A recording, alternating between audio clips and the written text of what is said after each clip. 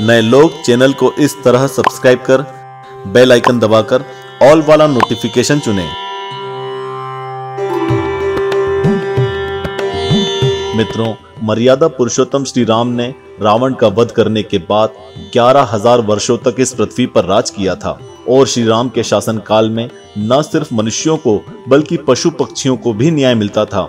इसी के लिए आज भी अच्छी सरकारों को हम राम राज्य की संज्ञा देते हैं। श्री राम हर रोज अपनी सभा में आने वाले लोगों की परेशानियों का तुरंत निवारण करते थे और सभी के साथ उचित न्याय करते थे।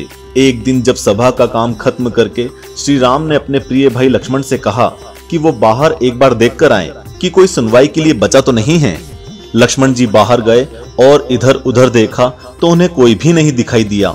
उन्होंने अंदर जाकर श्री राम से कहा कि भैया, बाहर अब कोई भी नहीं है, हम सभा को खत्म कर सकते हैं।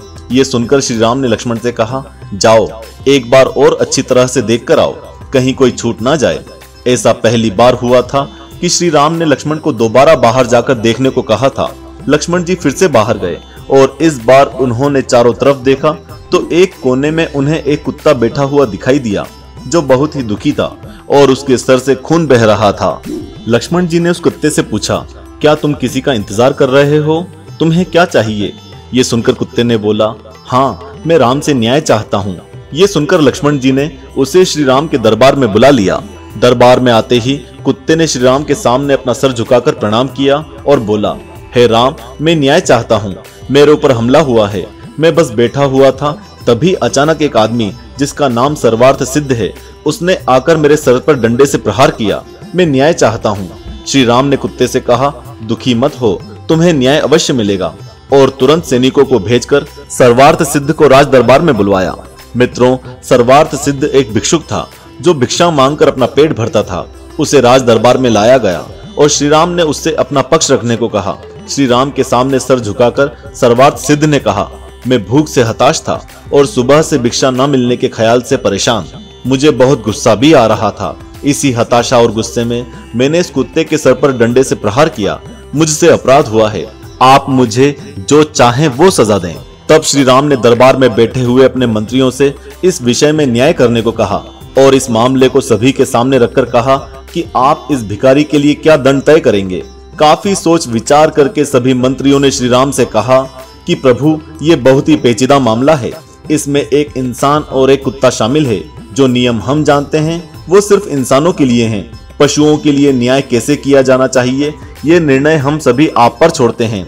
एक राजा को ही ऐसे समय में निर्णय लेने का अधिकार है। तब श्री राम ने कुत्ते से पूछा, क्या तुम्हारे पास सर्वार्थ सिद्ध को दंड देने का कोई सुझाव है? कुत्ते ने कहा, हाँ, मेरे पास इसके लिए उचित दंड है। इसे कालिंजर मठ का मठाधीश बना दिया जाए। श्री राम ने ऐसा ही किया। उस भिखारी को कालिंजर मठ का मठाधीश घोषित करके उसे एक हाथी दान में दिया। ऐसा अद्भुत दंड पाकर सर्वार्थ सिद्ध बहुत खुश हुआ और हाथी पर सवार होकर अपने मठ की ओर चल दिया। लेकिन ये सब देखकर दूसरे दरबारियों ने श्री राम से पूछा, ये कैसा दंड है? ये आरोपी तो बहुत खुश है। तब श्री राम ने उस कुत्ते से कहा कि तुम खुद अपने इस फैसले को स्पष्ट करो और सभी दरबारियों की दुविधा खत्म करो। श्री राम की आज्ञा से वो कुत्ता बोला, मैं पिछले जन्म में इसी कालिंजर मठ का मठाधीश था। मैं अपनी जवानी में कालिंजर मठ इसलिए गया क्योंकि मैं अपनी आध्यात्मिक उन्नति चाहता था और मठ में रहकर पूरी दुनिया को अध्यात्म सिखाना चाहता था, जिससे सभी की आध्यात्मिक उन्नति हो। पहले तो मैं एक साधारण साधु था, लेकिन बाद में मुझे कालिंजर मठ का मठाधीश बना दिया गया। मठाधीश बनने के बाद भी मैंने लोगों के कल्याण और आध्यात्मिक उन्नति के लिए बहुत से काम किए, लेकिन मैं कभी कभी अपने मार्ग से हट जाता था। मुझ पर अहंकार हावी होने लगा। मैं स्वयं की आध्यात्मिक उन्नति नहीं कर पा रहा था। आध्यात्मिक उन्नति किए बिना ही मैं उन सभी वस्तुओं की मांग करने लगा जो एक सच्चे योगी के लिए होती है। मैं कोई सिद्ध पुरुष नहीं था, लेकिन सिद्ध होने का दिखावा करने लगा और मेरे पद के कारण मुझे सभी लोगों का समर्थन मिला। मैंने भोग विलास का त्याग कर वापस धर्म के रास्ते पर आने की बहुत कोशिश की, लेकिन हर बार असफल रहा और आज आप सभी मेरी हालत देख ही रहे हैं। सर्वार्थ सिद्ध में अहंकार है, गुस्सा है और हताश होने की क्षमता है। ये अपने आप को स्वयं ही दंड देगा, जैसा मैंने अपने आप को दिया है। मित्रों, उस कुत्ते ने सर्वार्थ सिद्ध को मठाधीश बनवाकर उसे उसके जीवन की सबसे बड़ी सजा दी, क्योंकि वो जानता था कि जिस प्रकार मुझे मेरे पिछले जन्म के पापों के कारण एक कुत्ते का जीवन मिला है, उसी प्रकार सर्वार्थ सिद्ध तो अपने आप को नरक में ही झोंक देगा। दोस्तों, इस सच्ची कहानी से हम अपने जीवन की बहुत बड़ी सीख ले सकते हैं।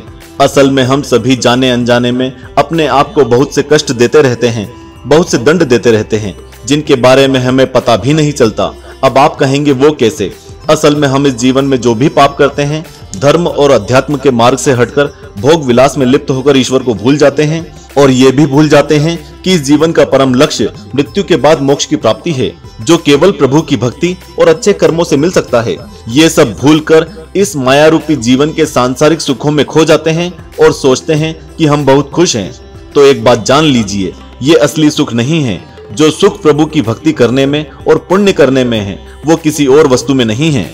हम इन सभी सांसारिक सुखों में फंसकर अपनी आत्मा को दंड दे रहे हैं। मृत्यु के बाद हमारी आत्मा को इस जीवन में किए पापों को और भी दंड दिया जाएगा। आसान शब्दों में समझें तो जिस काम से आपकी आत्मा का विकास ना हो और आपकी आत्मा को मृत्यु के बाद कठोर दंड का सामना करना पड़े, तो वो काम आपके लिए दंड ही है। इसलिए आत्मा के परम सत्य को पहचानें और अपने आप को दंड देना बंद करें, अच्छे कर्म करें और प्रभु की भक्ति के लिए समय जरूर निकालें। बोलो मर्यादा पुरुषोत्तम श्री रामचंद्र भगवान की जय। जय श्री राम।